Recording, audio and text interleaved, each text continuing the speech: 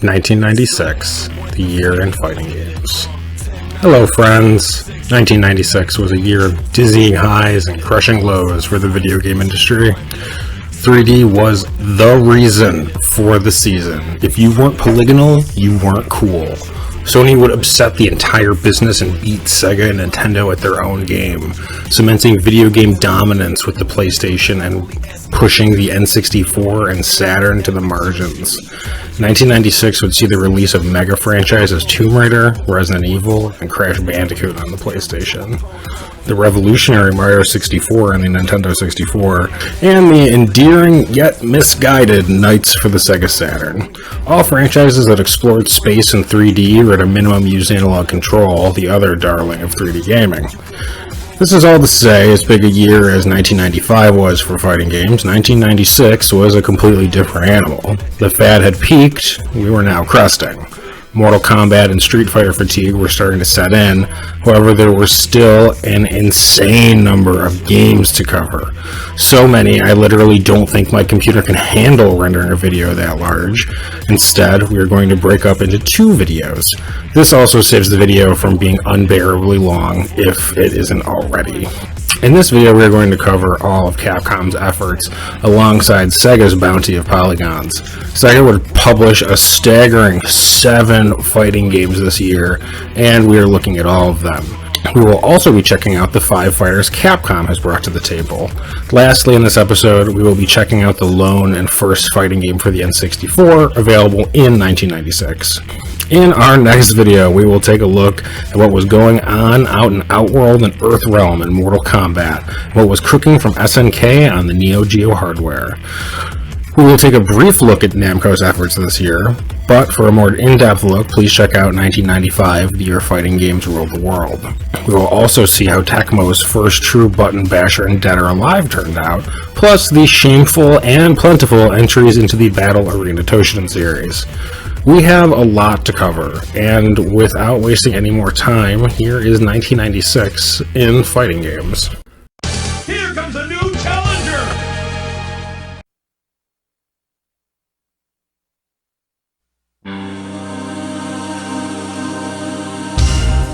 Street Fighter Alpha 2. I have so many gushing things to say about this game, it's hard to even know where to begin. The presentation, the gameplay, the timeless way the whole package holds together. Street Fighter Alpha 2 is 2D fighting perfection. It was back in 1996, and it is now. The game is so good that it co-main evented the first tournament that would go on to become Evolution, the world's biggest fighting game tournament. There is a crispness and tightness to this game that has kept me coming back to this since I first got to play it on one of Namco's CyberStation arcades at the Galleria Mall back in the 90s. I could barely reach the stick, but I remember wanting to play so vividly. There was a crowd around this game. People were watching and waiting to get on next. There was a code that if you waited your turn, you got a crack, even if you were a kid or terrible. I happen to be both.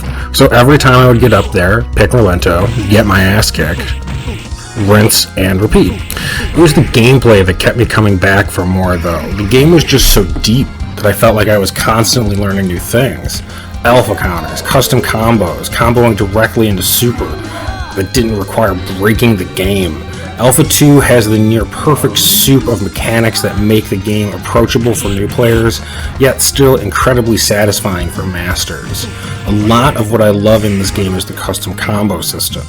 This would be the first game to utilize custom combos as a cast-wide mechanic. Rose had them in the original Alpha game, but that was it. Now everybody has them just by hitting 2 punches and 1 kick button. What are custom combos? Simply put, everything combos into everything. All frames of recovery are eliminated, and you can legitimately do whatever you want and it will combo, if you're close enough. The system feels amazing all these years later, and when you pull off a good custom combo, you just feel like a gigantic badass, and the game agrees. What's also great about Alpha 2 is unlike Alpha 3, you don't have to give up normal supers to access custom combos. It's just something everybody can do, which means you don't need to pick between different styles of play like you do in Alpha 3. A-ism, X-ism, V-ism. V-ism in Alpha 3 is essentially just the ability to custom combo instead of doing supers. X-ism is the normal 3-tiered super bar from Alpha 2. And A-ism gives you one gigantic super bar, and it's, I think, intended for beginners? I'm not really sure. Either way, what this means is that in Alpha 3, all of the things you can just, do in Alpha 2 are broken up and make the game feel less complete as a result, in my opinion.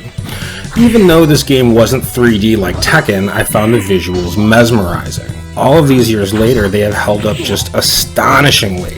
I mean, in the alley stage, the water freaking ripples with your movements. How ridiculously cool is that? Alpha 2 was one game where Capcom's sprite work was at its peak, and it would never return to the quality that we see here. 1995 to 1999 represents legitimately the most amazing sprite work possibly ever out of both Capcom and SNK, pushing their respective arcade boards to the absolute limit. I've gotten comments from friends who just can't believe how good these sprites and backgrounds still look. They were genuinely shocked. What's even more impressive is how good the home conversions of this game were at the time. The PlayStation, Saturn, and even Super Nintendo versions are all extremely well produced in their own right, working within the limitations of each system to present you with the core of the experience, even if you don't get every frame of animation. All three are technical marvels in their own right. The Super Nintendo version looks like this, for Christ's sake, and for all intents and purposes shouldn't even be possible. Sure, it has load times, which is weird, but they had to compress the data to fit it into the cart with so much to shove in there. The fact it runs at all is incredible, especially when compared to the port of Super Street Fighter 2 from 2 years previous. They almost look like they're on different hardware. The SNES really was a remarkable piece of kit from Nintendo. The PlayStation version is an honest-to-God good port of the arcade game. It is heavily compromised, missing a significant amount of animation frames.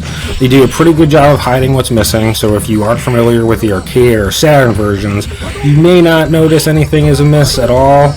Either way, it's a far cry from the dismal X-Men Children of the Atom port the PlayStation received around the same time, ported from the same arcade hardware. The Saturn version is by far the closest to the arcade. Unless you are going through frame by frame, seeing anything missing is virtually impossible to the naked eye. And this was done without the use of the Saturn expandable RAM too, something that is truly incredible, using a tiny amount of onboard RAM to do everything instead. I have no idea how they did it, but Capcom brought their A-game to all three of these ports. The Saturn version is the best next to the arcade, but the arcade version is readily available now. The arcade version has since been re-released on the PS2 in the Street Fighter Alpha Anthology, and on the PS4, Switch, and Xbox One with the Street Fighter 30th Anniversary Collection. Sadly, no version officially released has online play. However, the game is extremely active on Fightcade and isn't hard to get a game going. Despite having a much smaller roster, Alpha 2 compares favorably in a lot of ways to its sequel, Alpha 3, and its sister series, Street Fighter 3, which we'll talk about much more in next year's episode. I've been playing this game for over 20 years. That isn't a flex. That's just to say that this is one of my all-time favorites. If anyone is ever looking for a classic fighting game, Street Fighter Alpha 2 is always at the very top of my recommendation list. For this reason, this game wins Best 2D Fighter of 1996. Street Fighter EX. Man, what a pleasant surprise Street Fighter EX is. Polygons were the big thing back in 1996, so a polygonal Street Fighter made sense. But if you remember, digitized sprites were all the rage back in 1994, and Street Fighter the movie, the game, was the result of that. There was every chance this game would be another poorly thought out cash grab, right? Not this time. Originally released as an arcade game for the Sony Xeon hardware in 1996, this button basher was co-produced by Capcom with Arika and was the first Street Fighter to feature 3D polygonal graphics. It was followed by an updated arcade version titled Street Fighter EX Plus, as well as the PlayStation exclusive home console version titled Street Fighter EX Plus A. Both would see release in 1997. This is the version you are seeing on your screen right now. I figured it just made sense since it's by far the most successful version of the game. This game was getting into the 2.5D pseudo 3D train that was all the style at the time.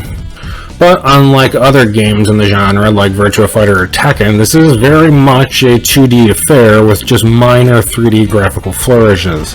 It actually reminds me a lot of the modern-day Guilty Gear games. Occasionally the stages change, but it's always a 2D plane you're on. The game feels like classic Street Fighter in the best way possible, with a dash of modernity thrown in there, with far easier special cancels and even super cancels and chainable super cancels to create combos that are reminiscent of the more modern KOF max canceling combos.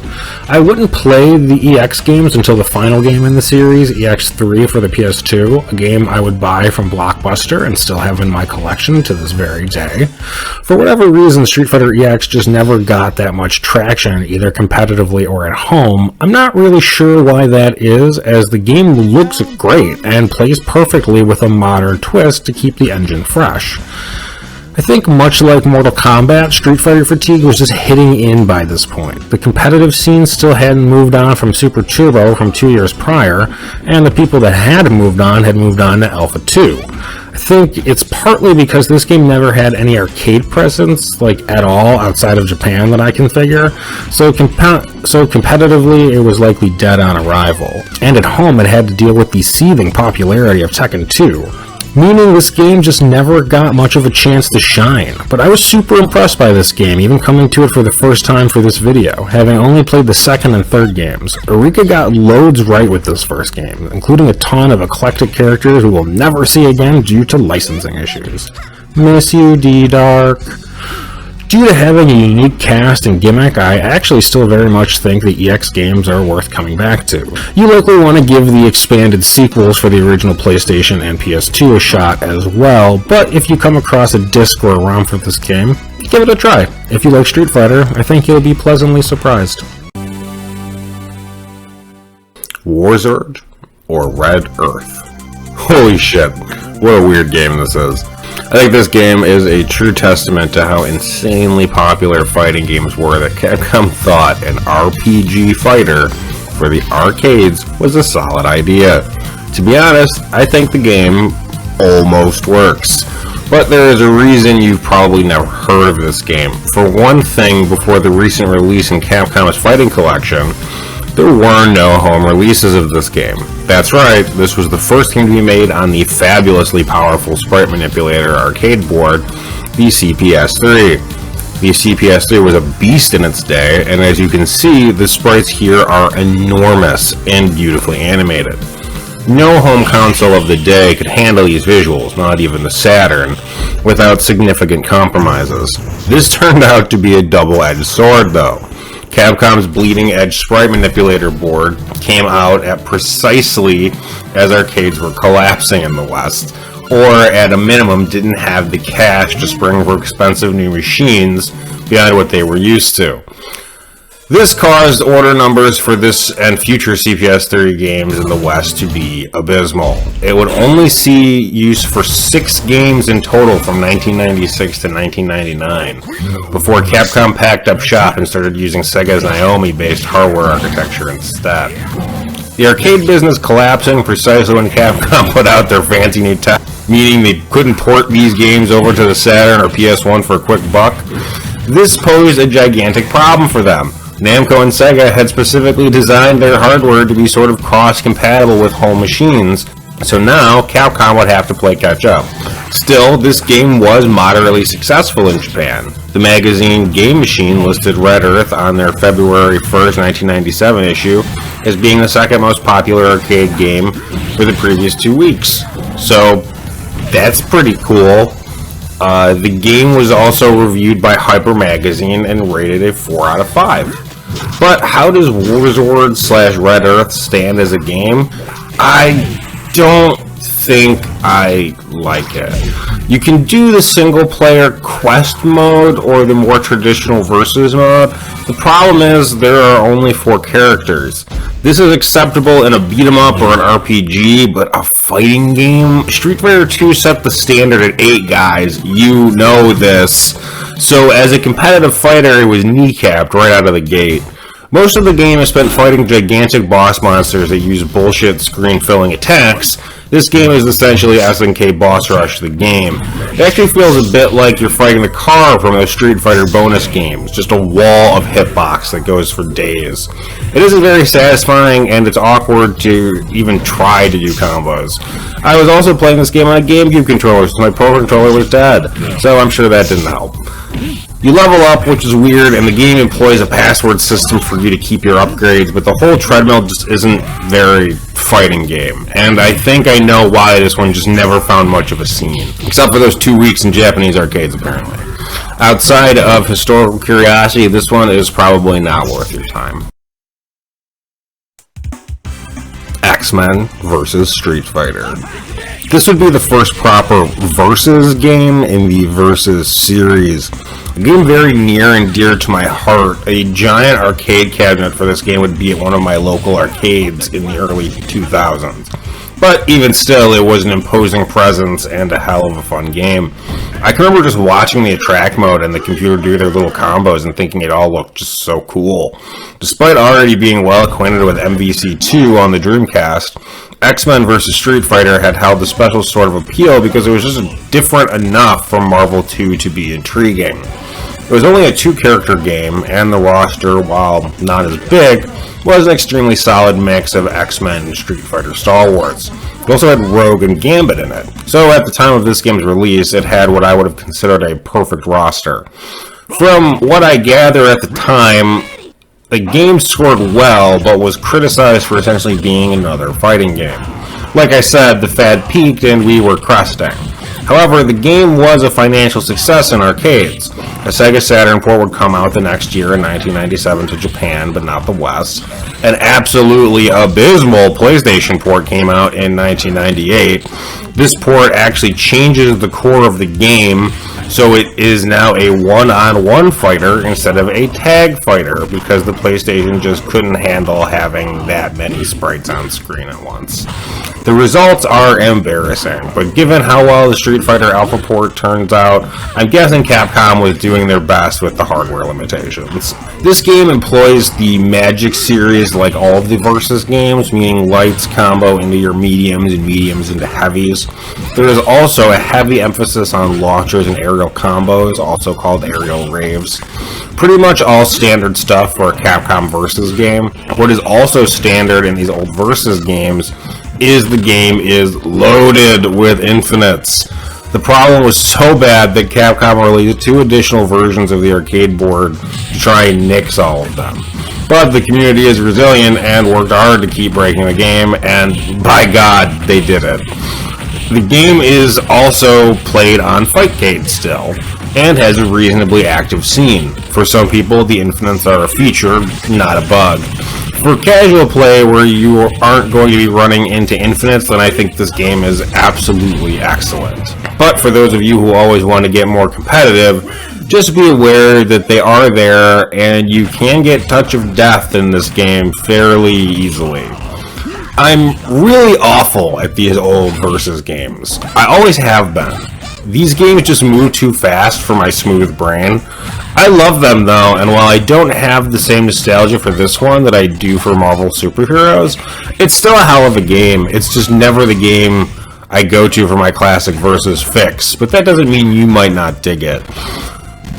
And a slight correction to last video. Marvel Superheroes would actually see a re-release in Marvel vs. Capcom Origins, released for the 360 and PS3. However, it has since been delisted. So X-Men vs. Street Fighter is available legally nowhere, and hasn't been since 1998. And a good version hasn't been released since the nearly arcade-perfect port to the Sega Saturn in 1997. You really can't go wrong with either the Saturn port or the arcade original for this one, so give it a try, you'll probably dig it. Star Gladiator. This game is Capcom's first polygonal fighting effort. They would publish Battle Arena Toshinden 2, but they didn't develop it. It originally came out on the PlayStation-based ZN1 arcade hardware, and then later in 1996 would be ported to the PlayStation worldwide. It's also mostly a true 3D fighting game, even if it isn't as smooth or nice feeling as Virtua Fighter 3 or even Soul Edge. You can use your guard button to evade attacks, but you can't just do it for advantage as far as I can figure. It seems to only be reactionary. You actually need to not be holding any buttons for it to work. It's a strange system. I don't hate it, but I don't love it either. Other than that, the game actually plays a hell of a lot like Soul Edge. One attack hits horizontal, one hits vertical, you have a block, and a kick. I think I like this game. Don't really understand it, but I think I like it. I love the anime sci-fi vibe they have going on. Even if it isn't a normal 3D fighter like would come after, this still seems pretty playable. But would you play this over Soul Edge or Soul Blade? Well, you might actually. Despite the game having an honest-to-God sidestep, I could definitely see players really getting into the evade system. When it works, it's fluid and cool. When you screw it up and get hit, you probably will often at first, it's almost more like a parry than a sidestep. Other than that, the two games play extremely similarly, which is a compliment to Star Gladiator. Star Gladiator's gameplay does feel a touch inspired by Soul Edge, which came out to arcades the year prior, but they have completely different aesthetics going on, so I don't think it actually matters overly. I remember this game being a bargain bin staple during the PlayStation era. Even with my love of fighting games, this one just never caught my eye for whatever reason. It's a shame because I think if I had played it back at the time, I would have perhaps really enjoyed it. It still intrigues me, and is one I could see going back to and messing around with sometime.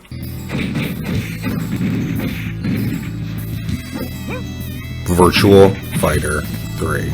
This would be Sega's most prolific year in fighters ever, and where better to start than the crown jewel itself, Virtua Fighter 3. Virtua Fighter 2 had managed to sell a respectable 2 million units on the Sega Saturn and in arcades. This time around, Sega went for cutting-edge arcade hardware with Virtua Fighter 3. This was impressive and fancy as hell for 1996.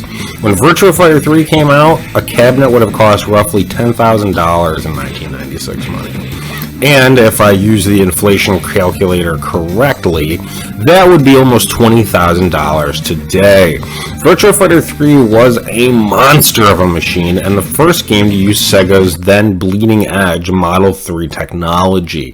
Frankly, nothing else of the day looked remotely as good as Model 3 games, most of which still look damn impressive to this day. The board was developed with the assistance of Lockheed Martin, and when it was unveiled in 1996, was considered the most powerful arcade board in existence. Like its predecessors, Virtua Fighter 3 was a major hit in arcades, selling roughly 30,000 arcade cabinets worldwide.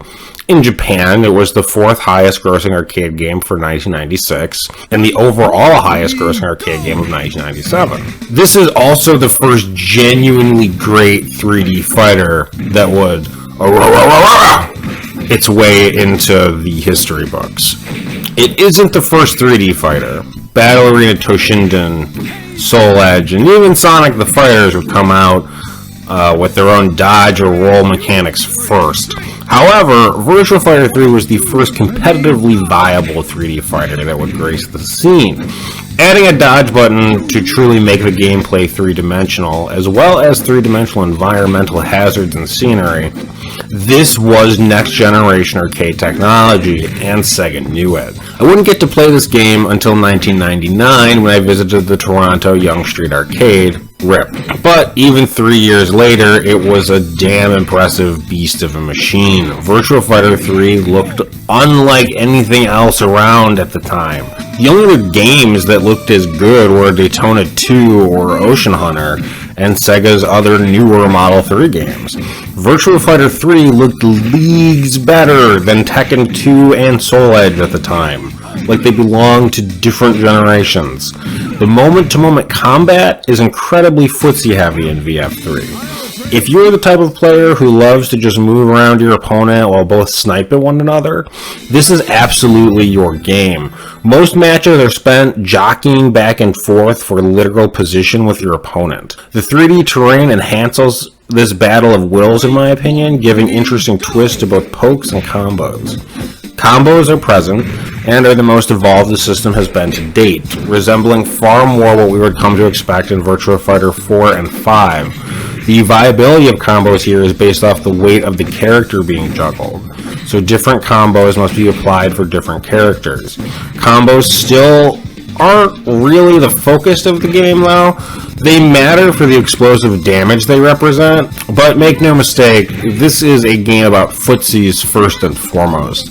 It actually gives the gameplay a pretty timeless appeal since the level to entry is actually pretty low, but the pool is just incredibly deep once you get in. Virtua Fighter 3 has the gameplay and competitive chops to back it up. While it never bloomed in arcades outside of Japan, the game still has a hardcore scene online to this day.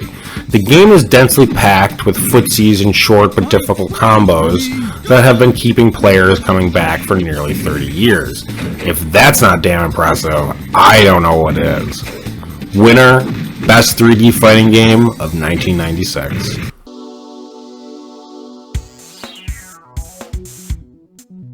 Virtua Fighter Kids. Now, this is an extremely strange game. Virtua Fighter Kids appears to have its origins in the success of the plushie line for the Virtua Fighter characters in Japan and a promotional deal Sega made with the drink brands Java Tea and Energen. In Japan, would originally bear the name Virtua Fighter Kids Java Tea Original Edition, which is probably the most interesting thing about this game. That and the adorable FMV video sequence that plays in the attract mode. So, this is essentially a vehicle to sell plushies and questionable drinks to children in Japan. No word on if that was successful or not, but the game is alright for what it is. And what it is a sort of chibi version of the original Virtua Fighter 2 for the Titan SV arcade board and its sister hardware, the Sega Saturn.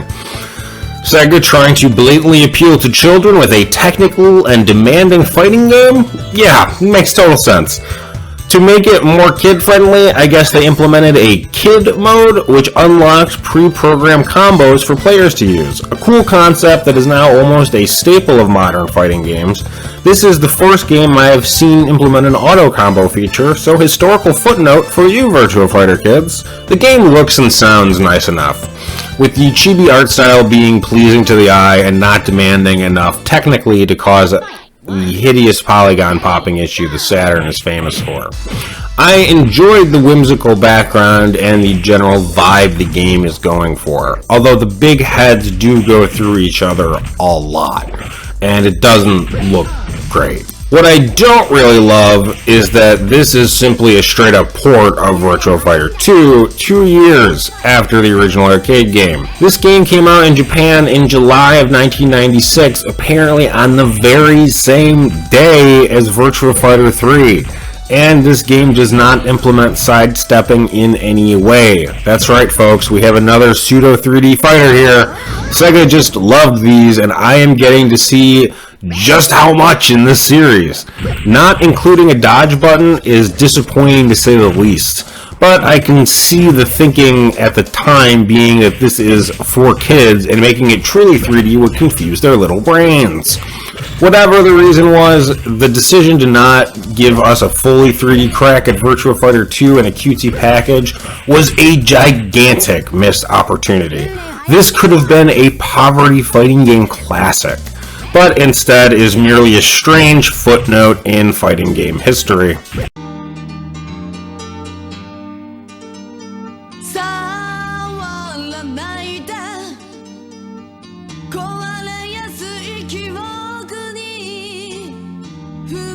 Blast Bronx. Oh god, here we go again. Another pseudo 3D fighter. This time on the Model 2 in 1996 with a later conversion to the Saturn. I'll be blunt, I have never liked this game. I wanted to play it for years in the early 2000s when I got my Saturn, being promised a rare gem of a 3D fighter. I wouldn't get to play this game though until emulation and piracy made it trivial to do so, and boy was I let down! So let's start with the Model 2 version. I have never seen this running in real life, and this footage is from an emulator. It looks nice. It looks like a good late era Model 2 game. The game plays like Virtua Fighter with weapons, but slower and with possibly even more insane damage than Virtua Fighter, which is really saying something. The Saturn version, on the other hand, isn't so pretty. This is also the version I imagine most have played. I have actually seen this game held up as a good representation of the Saturn's 3D capabilities, and boy, do I just disagree. This has some of the worst polygon flickering and popping I have seen in a fighting game. We aren't talking Virtua Fighter 1 whole torso disappearing, but it's extremely distracting nonetheless. Mix this with gameplay that feels clunky and slow. The game is practically begging to actually be in 3D. I think this would have been a winner, like a more methodical and maybe a slightly shittier version of Soul Calibur. But what we do have is a technically questionable game that is even more questionable when it comes to the gameplay. It's a shame because I love the anime 90s street vibe the game is going for. The opening cinematic is cool as hell, and really I wanted to like this game so badly, but in the end, I just cannot recommend it. Golden Axe, The Duel. Technically, this game is from 1995, with a home conversion that would come to the Sega Saturn in 1996. But since we were doing a Sega fighting game blowout, I figured I would include it here too. To be honest, I am extremely surprised they bothered to bring this game home to the Saturn, especially when the Golden Axe Revenge of Death Adder was at your fingertips. But no, we got this ridiculously mediocre fighting game instead. Probably because it was an STV Titan arcade game, and porting it over to the Saturn was likely nominal work. Even still, the game doesn't run great, featuring plenty of slowdown during intense moments of matches. Not sure if the arcade version also ran like shit, but these STV ports are rarely impressive, so it's hard to say. What I can say is this is perhaps the most mid-fighting game of 1996. It isn't particularly comically bad the way something like Cosmic Carnage is. It's just boring, like the kind of game you would rent and immediately regret after one match. The hits seem to push everyone very far back, so while seemingly most normals can be cancelled, they rarely actually combo properly. If this game had just been a simple Street Fighter clone from 1992, I think I would cut it more slack. But coming out in 1995 looking like this and being next to Street Fighter Alpha and King of Fighter 95, yikes. The sprites are unimpressive, the art style is drab, and the gameplay feels like Street Fighter 2 with a bad hangover. There is just nothing to recommend here. It isn't bad fun, it isn't good fun, it merely exists. I think that's the nicest thing I can say about it. Virtua Fighter 2 for the Genesis/Mega Drive. I wasn't kidding when I said this would be Sega's most prolific year when it came to fighters. Never said they were all good games. I wanted to give this game the benefit of the doubt so badly. This game routinely gets put in worst ever lists for the Genesis. On paper, there isn't really any reason that a facsimile of Virtua Fighter 2 couldn't be produced in 2D.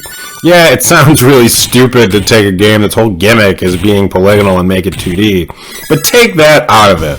Virtua Fighter 2 plays almost entirely in 2D anyway, so the concept of taking the gameplay and transferring it over isn't as asinine as it first sounds.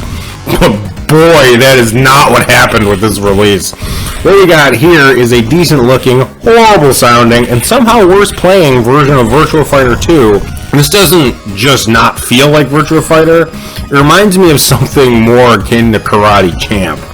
This game only came out in North America and Europe, presumably so Sega would have something to put on a box next to the Genesis Model 3. But wowzers, this game is bad. Probably the worst of the year. Stay far, far away. Winner, worst fighting game of 1996.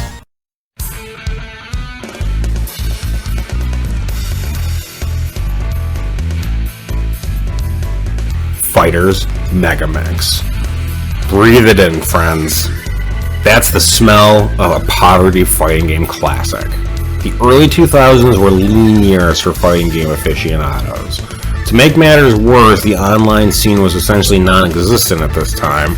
Arcades were all but dead by 2004, so unless you had buddies willing to play some button bashers, then bro, you were straight up out of luck. You were playing against a computer and you were gonna like it. I imported Fighters Mega Mixer in 2004 and immediately knew I had something special on my hands with this one. A Sega Saturn exclusive, and its core game is a crossover between Sega's two 3D fighting game franchises, Virtua Fighter and Fighting Vipers. By the time I played this game, I was actually well acquainted with both Fighting Vipers and Virtua Fighter. I had played Virtua Fighter 4 and Evolution to death on the PS2, and Fighting Vipers was the only game I had when I first bought a Sega Saturn before selling it off. I played a lot of Fighting Vipers, despite not especially liking the game. The game comes with a smattering of other franchises represented through special unlockable characters. They are also just out of this world wild. They include Bark the Polar Bear and Beam the Dynamite, AM2's two original characters from Sonic the Fighters. Yes, it obviously should have been Sonic and Eggman, but here we are. Deku, a Mexican green bean in a sombrero created specifically for this game.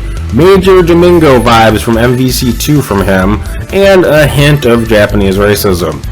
Janet the Cop from Virtua Cop 2, who has her own insane gun mechanic and a game with no other projectiles. The kid version of Akira and Sarah from Virtua Fighter, think of them as essentially Echo Fighters like Toon Link from Smash. It has a cut Virtua Fighter character in Siba, who has a motherfucking sword.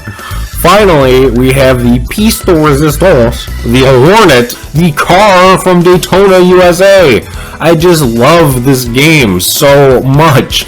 There is actually an even secreter character, the goddamn AM2 palm tree logo, unlocked by playing the game for 84 hours, and then going to Kuma-chan and hitting Z. If you boot up the game 30 times, Mr. Meat, a literal piece of meat on a stick, and I'm guessing some kind of test character, becomes playable. This time you go to Kuma-chan and hit X and opting to play Course I. This has been a Fighters Mega Mix service announcement. No other fighting game has the sheer breadth of weirdness that this game possesses. Not to mention, it has a goddamn sidestep. It is an actual 3D fighter with a damn smooth and nice feeling sidestep. You activate by hitting either trigger button for the direction you want. You can also hit sidestep in order to tech hits. You will flash green and appear to take less damage. You will also get on your feet quicker. This is mixed with a fast and furious gameplay that is definitely way more in the Fighting Viper side of things than the Virtua Fighter end. To that end, I actually think the Virtua Fighter characters struggle against most of the Fighting Vipers cast, even though they have been updated with some, but not all, of their Virtua Fighter 3 moves. I have no idea how balanced this game is. My gut reaction is not very. Bon and BM feel incredibly powerful and top tier as hell. Some of the characters literally seem unfinished, like the logo Kuma-chan, who literally doesn't animate when he attacks, like, at all. But I think it just adds to the busted-ass charm this game has. My friends and I played this game relentlessly when I showed them my Saturn fighters. This and Vampire Savior were the two easy favorites out of the whole lot of them. I played this game enough to unlock even the M2 mascot. Sadly, that save died in the Great Battery Death of 2007. Pro tip, leave Training Room on if you want to unlock him. Also, back up your saves. Winner, best fighting game crossover of 1996. Sonic the Fighters. Now this was a surprising one. I played Sonic the Fighters back in 2005 when it released on the GameCube as part of the Sonic Gems collection. Even though that was the height of poverty fighting games, I didn't recognize this for the hidden Chaos Emerald it was. This would be the first game that Sega would release that had an honest-to-God sidestep. That's right, the fucking Sonic fighting game is the first one to have a sidestep. It came out in May of 1996 to the arcades, while Virtua Fighter 3 came out in July. Life is just weird sometimes, you know? The game was a Model T fighter like so many we've talked about today. The presentation is solid, the graphics are cartoony and pleasing to the eye. The backgrounds are vibrant, and I like the ring around the action and how it bounced the players around. I'm not going to lie to you and tell you that this is the deepest fighting game of 1996 or anything, but I will tell you it's a lot deeper than you're expecting. All of the characters have their own strings and gimmicks. It essentially plays like a cartoony version of Virtua Fighter. It's a shame the game didn't come home to the Saturn instead of Virtua Fighter Kids. Despite what conspiracy theorists would have you believe, it wasn't Sega punishing Sonic or its creator or anything insane like that. Evidently, a Saturn port was in the works, and as late as 1998 was still slated to come out. However, that was also when the Saturn was in full-on death spiral mode. Instead of moving the project to the Dreamcast, they likely just killed it. Which is really a pity because a graphically enhanced port of this game for the Dreamcast could have really been something special. A perfect version with Dr. Eggman and Metal Sonic unlocked is still available through the Xbox Store, and it's only $5 to boot. This is a great, simple fighting game for kids. It only employs punch, kick, and guard, just like Virtua Fighter. Even for adults, I recommend giving this game a try. I'm completely indifferent to Sonic at this point, and I still really enjoyed it. Winner of the Better Than It Really Should Be award. Virtual On. Man, where to even begin with Virtual On? It's hard to convey how goddamn cool and mind-blowing this game was back in 1996. No 3D game played this fast, except maybe something like Quake. But even then, it's a photo finish. The arcade machine was weird and expensive, using 2 analog sticks with buttons that looked like flight sticks that you would move and use to fight your giant robot. It just works. This is the first game I can find that used dual analog controls. Not the first analog game, those have been around since the 70s, but the way Virtual On played in the arcades was nothing short of revolutionary in January of 1996. A 2-player cabinet was again $10,000 at the time, making it about $20,000 now. The Boardwalk Arcade at the McKinley Mall had a 2-player one of these, and I played this thing to death, literally until the sticks stopped working. Every time I would go, this game would absolutely get played. When I got the Sega Saturn port years later, I was actually shocked how good it looked and played. It came out the following year in 1997 for the system, but I wouldn't get it until the early 2000s. Even with the dated visuals, the game still played great, and was in regular rotation with the other poverty fighters of the era. It is also the earliest arena fighter I can find, and may have invented the genre, unless you want to count something like Pit Fighter. Virtual On plays in actual 3D space the way so few fighting games of the era do. Moreover, movement feels natural and smooth. The hits feel heavy and satisfying, and the robots take battle damage. Zipping past one another, hurling missiles and lasers is satisfying and exhilarating. Plus, the robot designs look cool and something like Capcom would have come up with from this era. Sometimes the camera can't keep up with you and just hangs itself. Now we get to the bad, the camera. Yes, despite being a twin-stick game, you do not use either stick to control the camera. One moves, one aims. The camera moves automatically. With the twin sticks, this is rarely an issue due to the freedom of movement you have. With the Saturn controller, it's a bit of an issue. Oftentimes, it's just hard to get the camera to keep up with you. It centers on your opponent when you jump, so that is often a good way to orient yourself, but it's far from perfect. You will often find yourself wishing the triggers move the camera just a little faster. In theory, you could map the game onto a modern controller pretty easily, using the triggers to attack and the analog sticks like the flight sticks. However, the most widely used M2 arcade emulator has no options for anything like this. Hell, the options available don't even let you map a button to use your sword.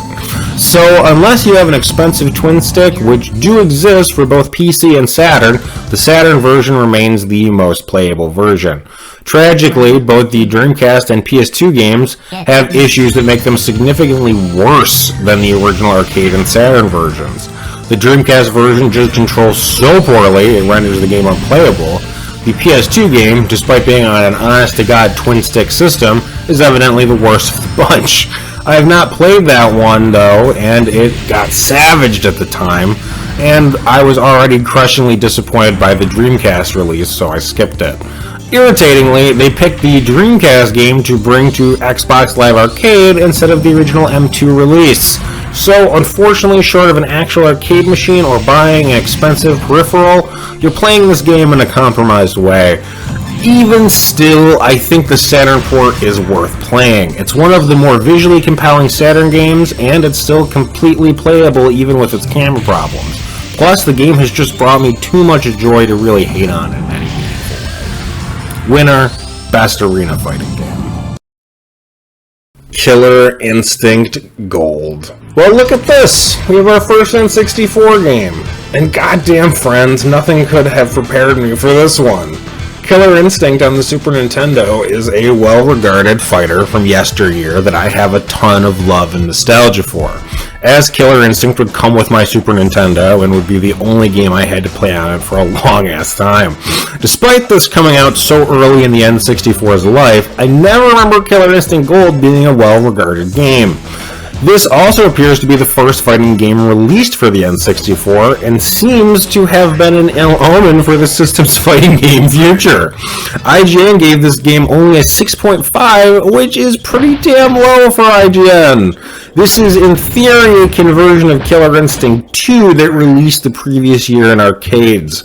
I actually would get to play this in arcades around release, and me and my boy Spinal loved it.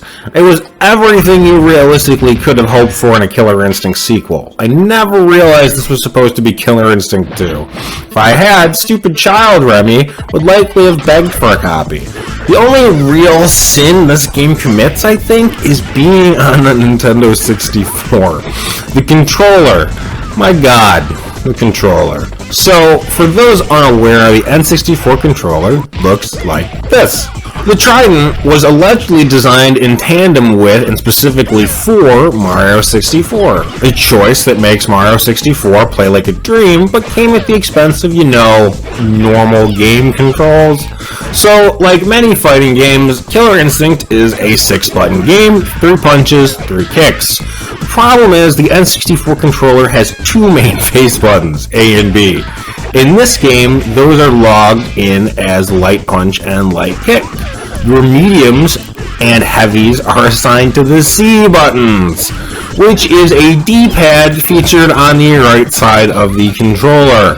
I can't imagine this ever worked well, but it makes the game truly unplayable from an emulation standpoint. I used Project 64, the premier N64 emulator for this.